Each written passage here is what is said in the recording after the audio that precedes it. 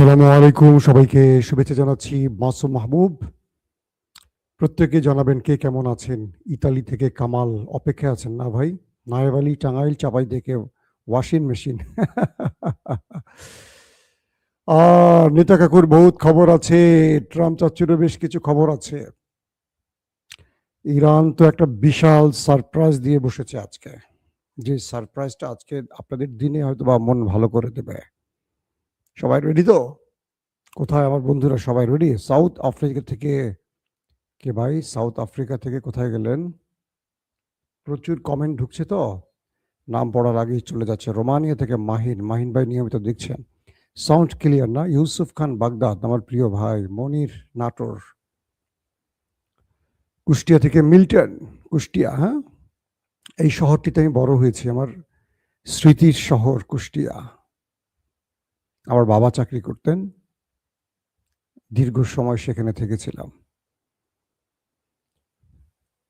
মুর্শিদাবাদ থেকে দেখছেন, নড়াইল থেকে দেখছেন, শরীফ ভৈরব থেকে দেখছেন, কক্সবাজার থেকে দেখছেন, সিঙ্গাপুর থেকে দেখছেন, জি ঝিনাইদহ থেকে দেখছেন, ওকে। চট্টগ্রামের ফারুক, হিলি থেকে দেখছেন হাকিম নাকি, সৌদি আরব থেকে নাজিম। ওকে দর্শক, আপনারা তাহলে লাইনে চলে আসছেন মোটামুটি। আমি আজকের খবরটি শুরু করে দিচ্ছি আপনাদের জন্য, ইম্পর্টেন্ট যে খবরগুলো। প্রথম শিরোনামটি কি জানেন? এই যাবৎকালের সবচেয়ে বড় অ্যাটাক ইরান করে বসেছে নেতা কাকুর বাড়িতে। মোসাদ এবং তাদের সেনা সদর ওপারে চলে গেছে। 2 নম্বর গুরুত্বপূর্ণ খবর, আমেরিকার 10,000 সেনাকে মোকাবেলা করতে মাঠে নেমে গেছে ইরানের 10 লাখ সেনা। শুধু 10 লাখ সেনা নয়, স্পেশাল কমান্ডো যাদেরকে 40 বছর ধরে তৈরি করা হয়েছে, তারা নেমে গেছে মাঠে। খেলা হবে এবার ফাইনাল। দর্শক, পাশাপাশি আরবের ভেতরে অ্যাটাকের কারণে যে বিশাল ক্ষতি হয়েছে তার একটা ফিরিস্তি পাওয়া গেছে। আর ইন্টারেস্টিং ব্যাপার, আরবে অস্ত্র বিক্রি করতে এসেছিল আমাদের জেলেনস্কি, তার সাথে কি আচরণ করলো ইরান। দুর্দান্ত খবর। এই খবরটা কিন্তু রিপিট না, কিছু আপডেট খবর। এটা আমি গত 2 দিন 2 বার দিয়েছি আপনাদের। আরো বেশ কিছু খবর চলে এসছে এবং আপনাদেরকে কি বলবো যে আমেরিকার নাকি জয়ের সম্ভাবনা আর মাত্র 10%, 90% ফেল হওয়ার সম্ভাবনা। চলেন আমি খবরগুলো দেওয়া শুরু করি একটা একটা করে। সৌদি আরবের মোহাম্মদ বিন সালমান, তার দিকে তাকিয়ে আছে পুরো গালফ কান্ট্রি। তারা মনে করছে, মানে আমেরিকা যখন চাপ দিচ্ছে বাকি আরব রাষ্ট্রগুলোকে, তখন তারা বলছে যে আগে সৌদিকে রাজি করাও, তাহলে আমরা লড়তে নামবো ইরানের বিরুদ্ধে। সৌদি হলো আমাদের নেতা বা মোরল, কারণ সেখানে মসজিদুল হারাম আছে, মক্কা মদিনা আছে। কাতার, কুয়েত, জর্দান, বাহরাইন, আরব আমিরাত বলছে যে আমরা যুদ্ধের জন্য প্রস্তুত, সৌদি আরবকে নামাও।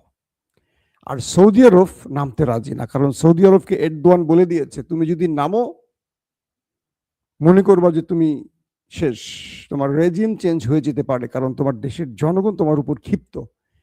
আর তুমি যদি এই সময় যুদ্ধে নামো, কার বিরুদ্ধে? মুসলমানদের বিরুদ্ধে, ইরানের বিরুদ্ধে, যারা পৃথিবীর সবচেয়ে বড় মুসলিমদের শত্রুকে ধোলাই চালাচ্ছে। এই সময় এই আবেগে তুমি লড়াই করলে তোমার ভেতর থেকে একটা বিশাল ক্ষোভের সৃষ্টি হতে পারে। তখন তুমি ইরান সামলাবা না নিজের দেশের জনগণকে সামলাবা? পাশাপাশি পুরো পৃথিবীর 57টি মুসলিম দেশের 200 থেকে 250 কোটি মুসলিমের 99% এখন ওই আমাদের খামিনি বাহিনীর পক্ষে। তো তুমি কি করতে চাও আগে চিন্তা করো।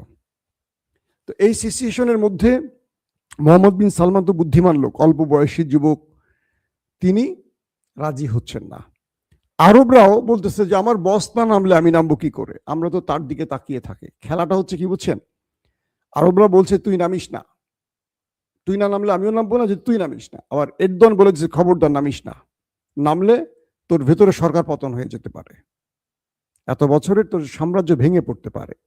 এখন আরবরা আমেরিকার ডাকে আর যুদ্ধে নামতে রাজি হচ্ছে না, কিন্তু তারা চায় ইরান দুর্বল হোক, কিন্তু যুদ্ধে নামতে চায় না। আরবরা চায় কি আমাদের হয়ে কেউ খেলে দেখ মাঠে।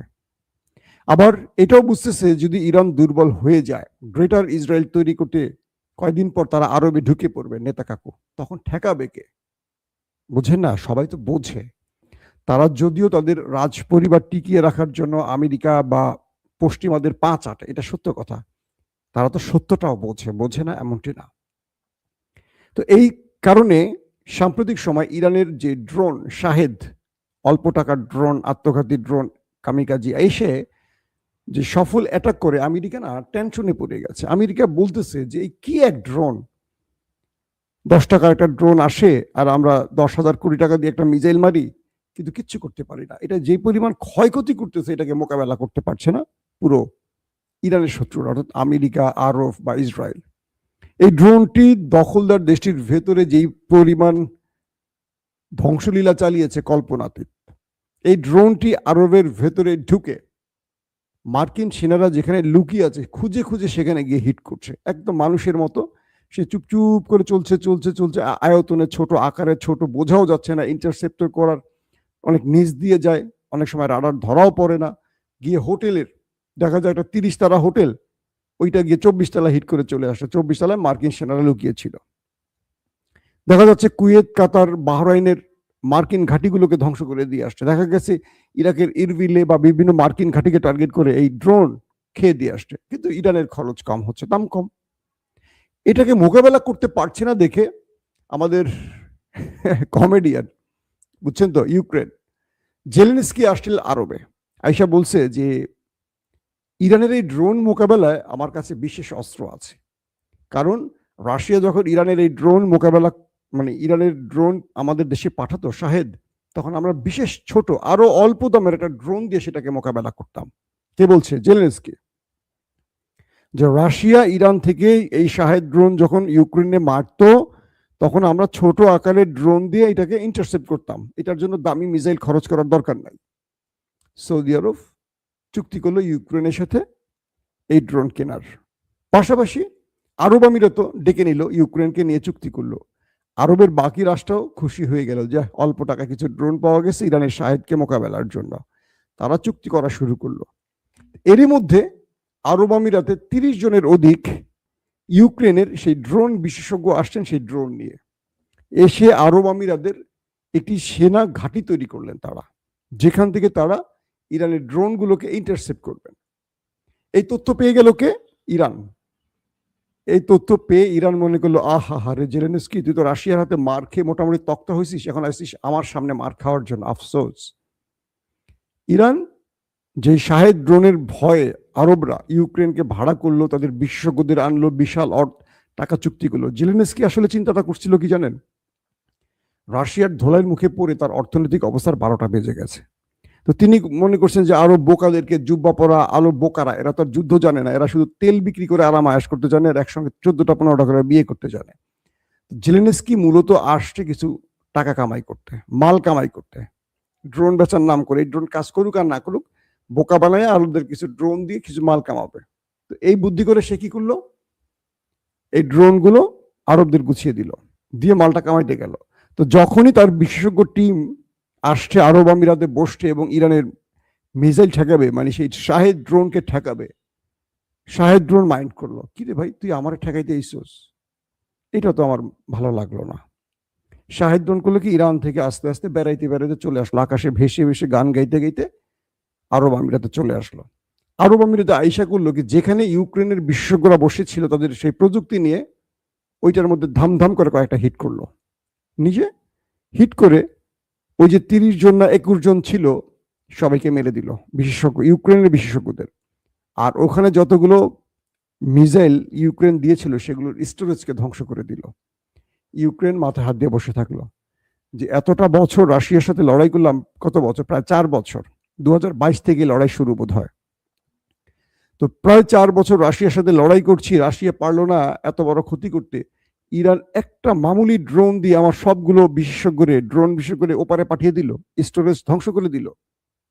তখন কান ধরে বলল, আমি বুঝতে পারছি এটা রাশিয়াও না, এটা আমেরিকাও না, এটা ইরান, তার মধ্যে কিছু আছে। এই হলো গল্পটা আর কি, বুঝছেন? একটা গল্প শোনাইলাম। আসেন 2 নম্বর গল্প। ইরান আজকে তার শত্রু দেশটির সবচেয়ে স্পর্শকাতর, সবচেয়ে বড় সংবেদনশীল কৌশলগত স্থানে হিট করেছে। কি সেটা? মোসাদের সবচেয়ে স্পর্শকাতর জায়গা এবং সেনাবাহিনীর সবচেয়ে টপ কমান্ডারদের, যেখান থেকে যুদ্ধ পলিসি তৈরি হয়, পুরো ম্যাপিং করা হয়, সেই জায়গাটা হিট করছে। ইরানের পক্ষ থেকে বলা হয়েছে তারা এ যাবৎকালে শত্রুদের উপর যত আক্রমণ করেছে, এই আক্রমণটি সবচেয়ে গুরুত্বপূর্ণ এবং বড় হামলা। বুঝতে পারছেন এবার খেলা? সেখানে এমন আক্রমণে মোটামুটি নেতা কাকুর কপালে ভাঁজ পড়ে গেছে যে ইরান এত গোপনীয় অবস্থায়, এত গোপনীয় পজিশনে কিভাবে হিট করলো। এবং এই হিটটি ইরান নিজে দাবি করছে, যুদ্ধের 1 মাস পেরিয়ে গেলে ইরান দাবি করছে যে এই আক্রমণটি তাদের ছিল সবচেয়ে বড় আক্রমণ। এমন একটি মিসাইল দিয়ে হিট করলো, পুরো লন্ডভন্ড করে দিয়ে আসলো। ইরানের এই মিসাইল নিয়ে এখন পৃথিবী অবাক হয়ে গেছে যে ইরান আসলে কি মিসাইলগুলো ব্যবহার করছে। এগুলো ইন্টারসেপ্ট তো করাই যাচ্ছে না, এবং ক্ষয়ক্ষতির পরিমাণ এত বেশি ঘটাচ্ছে ইরান। শুধু তাই নয়, সেই নেতা কাকুর বাড়ির তাদের সবচেয়ে বড় কেমিক্যাল প্ল্যান্ট উড়িয়ে দিয়ে আসছে। আমি যে ফুটেজ দেখলাম, দাউ দাউ করে আগুন জ্বলছে বিশাল অঞ্চল জুড়ে। জানেন তো কেমিক্যালে বিস্ফোরক হিট করলে কি পরিমাণ আগুন চলতে পারে। একদিনে ইরান এত বড় সারপ্রাইজ দিল শত্রুকে, যেটা তারা কল্পনা করতে পারে নাই। ইরানের ভেতরে ম্যাসিভ আকারে তারা হিট করছে, শিক্ষা প্রতিষ্ঠানগুলোকে হিট করছে। কালকে রাতে লাইভে বলেছি, যেটা যুদ্ধের নিয়ম বহির্ভূত, আইন লঙ্ঘন করছে তারা। শিক্ষা প্রতিষ্ঠানে হামলা করা যায় না। শুরুতেই তারা 200 শিক্ষার্থীকে মেরে দিয়েছিল স্কুলে হামলা করে। ইরান এবার আরবের ভেতরে এবং ইসরায়েলের ভেতরে শিক্ষা প্রতিষ্ঠানের তালিকা রেড নোটিশে জানিয়ে দিয়েছে। আরব মানে গালফ কান্ট্রিতে ইসরায়েল আমেরিকার যতগুলো শিক্ষা প্রতিষ্ঠান আছে, তাদের মালিকানাধীন বা তাদের পরিচালিত, পাশাপাশি নেতা কাকুর বাড়িতে, প্রত্যেকটিকে তালিকা করে ইরান বলছে এবার আমরা এখানে অ্যাটাক করতে যাচ্ছি, সাধারণ জনগণ সেখান থেকে সরে যাও।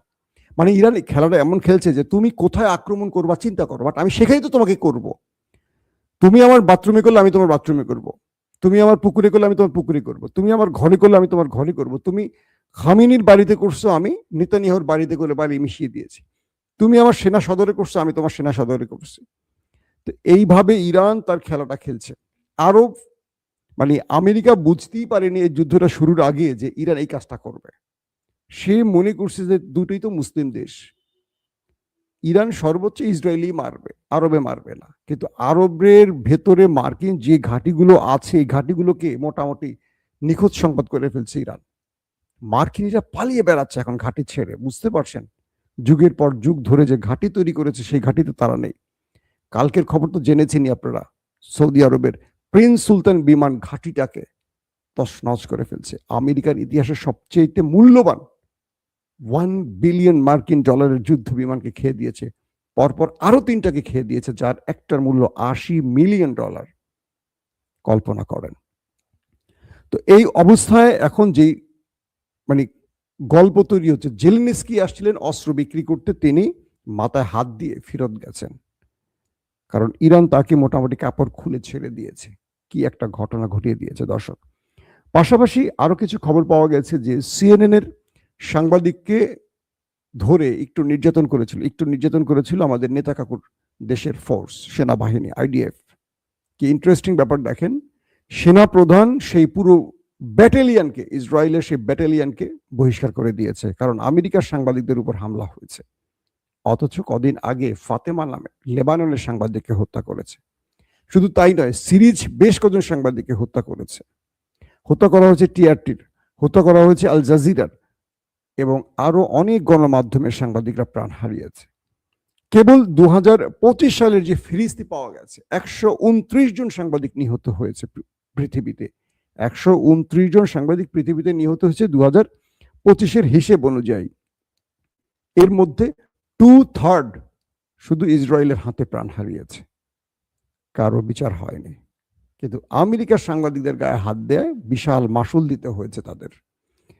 তারা এতটা ক্ষমতাবান বা তাদের জীবনের মূল্য আছে, আর কারো জীবনের মূল্য নেই। দর্শক, আরবের ভিতরে ইরানের হামলায় যে ক্ষতির পরিমাণ জানা গেছে, সেখানে এই পর্যন্ত যে তথ্য পাওয়া গেছে যে তাদের প্রায় কি বলবো যে $16.5 বিলিয়ন, $16.5 বিলিয়ন বাংলাদেশের পুরো রিজার্ভ ধ্বংস হয়েছে শুধু বন্দর অঞ্চলগুলোতে। আরবের যে বন্দর অঞ্চল, সেই বন্দর অঞ্চলগুলোতে যে ইরান ধোলাই চালিয়েছে, সেখানে প্রায় 16.5 বিলিয়ন, নট মিলিয়ন, বিলিয়ন মার্কিন ডলার ক্ষতিগ্রস্ত হয়েছে আরবের।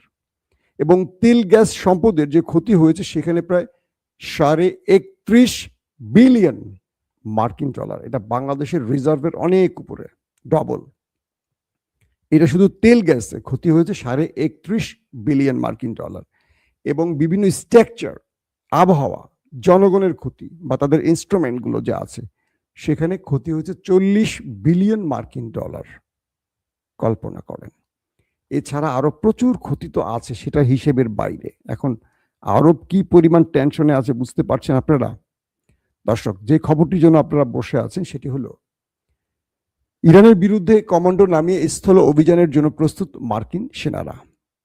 তারা প্রায় 10,000 সেনাকে পাঠাবে ইরানের খার্ক আইল্যান্ডে। তাদের টার্গেট হলো আমেরিকার সেনারা এখানে নামবে, খার্ক আইল্যান্ড দখলে নেবে। এরপর তারা ইরানি জনগণকে বলবে যে আমরা ইরানে নেমে গেছি, আমাদের কমান্ডো বাহিনী নেমে গেছে, হে ইরানিরা, তোমরা এবার রেজিম চেঞ্জের জন্য, সরকার পতনের জন্য রাস্তায় নামো। তোমরা লাখে লাখে জনগণ রাস্তায় নামো, আমরা তোমাদের পাহারায় চলে এসছি।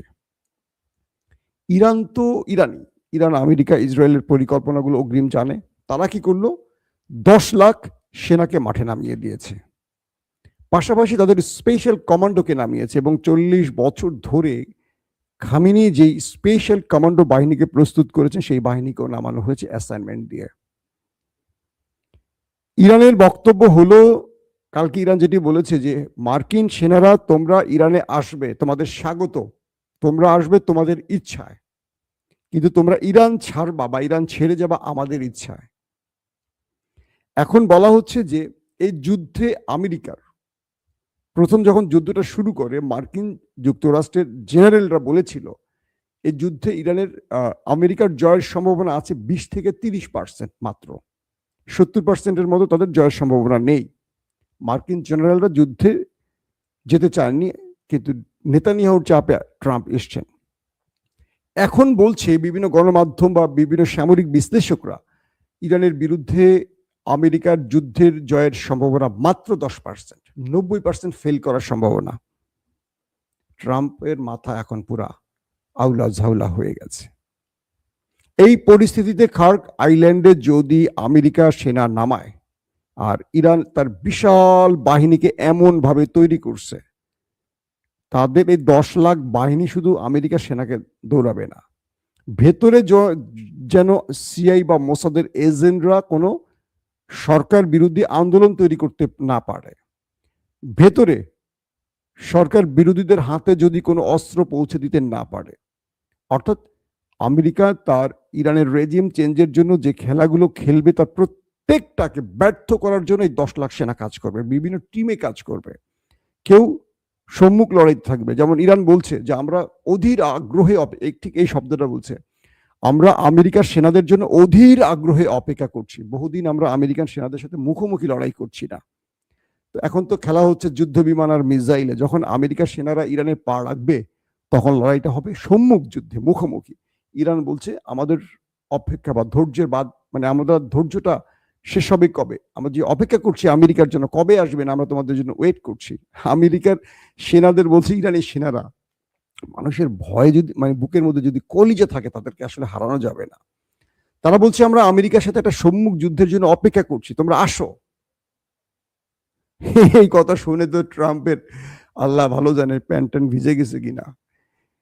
কারণ মানুষের যুদ্ধে জয় পরাজয়টা ঠিক হয় আসলে কি জানেন? যে যুদ্ধে সাহস নিয়ে লড়তে পারে তাকে হারানো যায় না। আর যে যুদ্ধে মাইর খাওয়ার পরই মনোবল ভেঙে যায়, তাকে কেউ জেতাতে পারে না। যত আধুনিক অস্ত্র আনেন, যত সংখ্যায় বেশি হন, কিচ্ছু করা যাবে না। কারণ এ পর্যন্ত আমেরিকা যে ক্ষতির মুখে পড়েছে ইরানের ধোলাইতে, কল্পনাতীত। নেতা কাকুর কি পরিমাণ ক্ষতি হয়েছে এটা হয়তো পরে জানা যাবে, কিন্তু ক্ষতি যা করেছে, ইরানের ক্ষতি হয়েছে অনেক। কিন্তু ইরান জানে এই লড়াইটা তাদের জন্য মরা বাঁচা। কারণ ইরান যদি টিকে যায় এই লড়াইতে, তাহলে নেতা কাকু শেষ, মানে তার রেজিম চেঞ্জ হবে বা সেই রাষ্ট্রের ইতি ঘটে যাবে। মধ্যপ্রাচ্য পুরো কন্ট্রোল করবে ইরান। আর ইরান যদি হেরে যায়, পুরো গালফ নিয়ে, পুরো আরব নিয়ে ইরান ডুবে যাবে। যে আরবদেরকে বুঝিয়ে দিবে তোমাদের বিশ্বাসঘাতকতায় এই কি বলবো মধ্যপ্রাচ্যে আজকে ওরা রাজ করবে, মানে আরবদেরকেও রাখবে না, ইরান একদম নিয়ে চলে যাবে। আরবরা এটা বুঝে গেছে। সো এই খেলাটা এখন ফাইনাল রাউন্ডে চলছে, জাস্ট ওয়েট করেন আমেরিকার সেনারা কখন নামে। আল্লাহ হাফিজ। ওপেন দাইস মানে সত্যকে সত্য বলা, মিথ্যেকে মিথ্যে বলা। আমরা শোনা কথা নয়, চোখে যা দেখি তাই বলি।